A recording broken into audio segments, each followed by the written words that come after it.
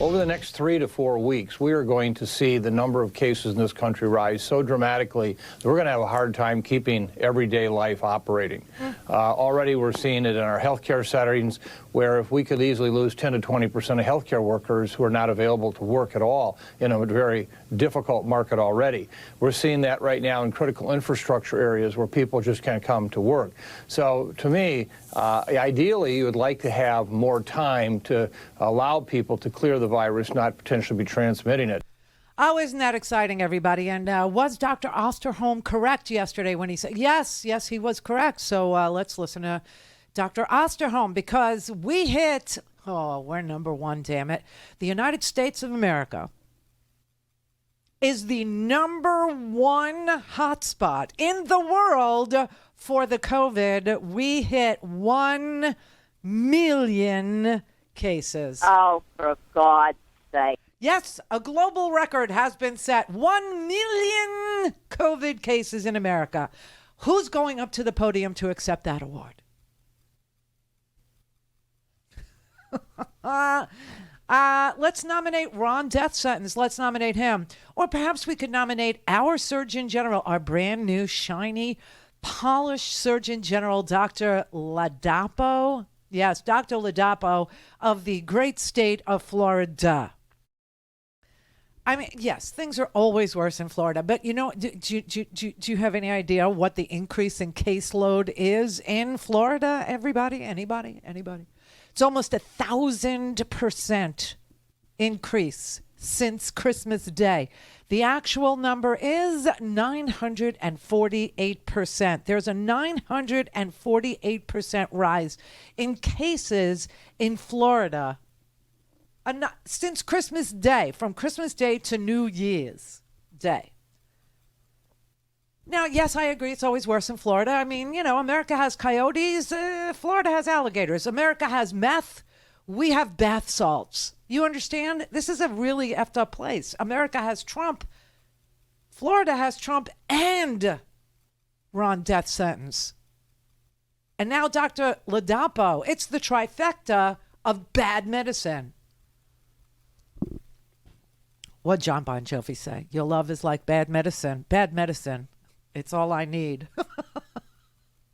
You want to meet our Surgeon General? Here is our Surgeon General, Dr. Joseph Ladapo, yesterday.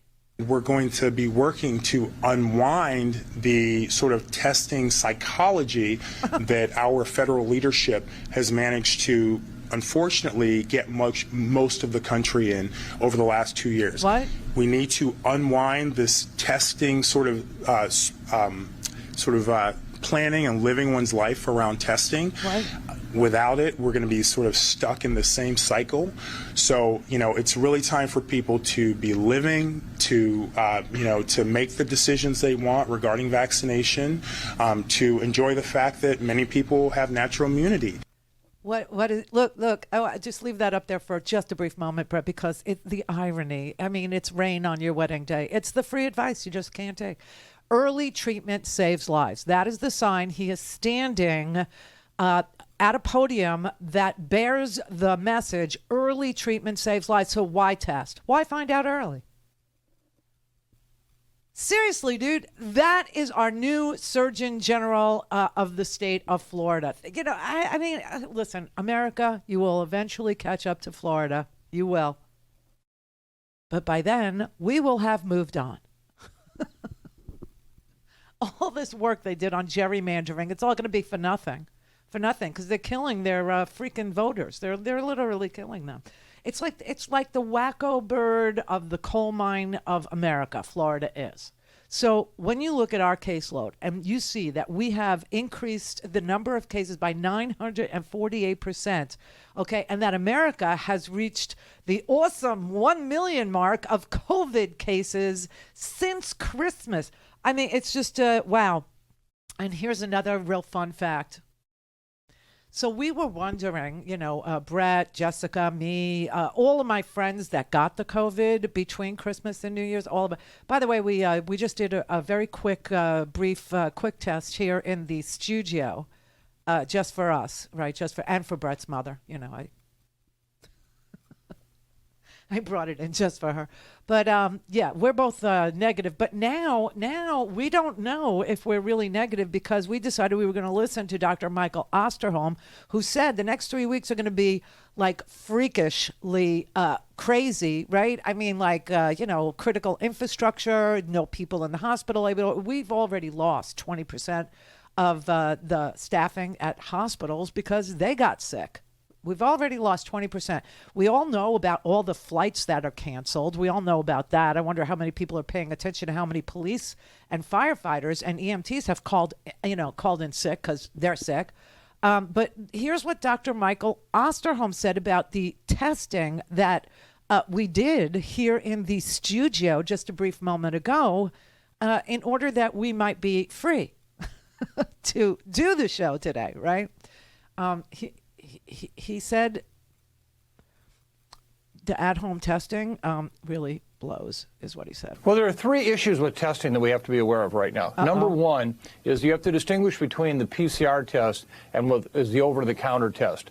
I have concerns about how accurately the over-the-counter test is actually picking up infections and that we're missing them. And people are making life-altering decisions about, do I go to a family event where there may be people at high risk for getting seriously ill, and I test negative just before I go, but I really was positive. So that's the first thing. The second thing is the PCR is the definitive test, and that we want to get that, but that can be positive for sometimes basically weeks after infection because you have what we call viral debris. Meaning the virus isn't there, but you're picking it up the remnants of the virus, and so you are positive. But the third thing, which I think is by far the most important in all of these, in another 2 weeks, it's going to be almost impossible to get a test. There are going to be so many people who want to be tested that you don't have a test. So how can you have a recommendation to say, get tested, and you can't find one?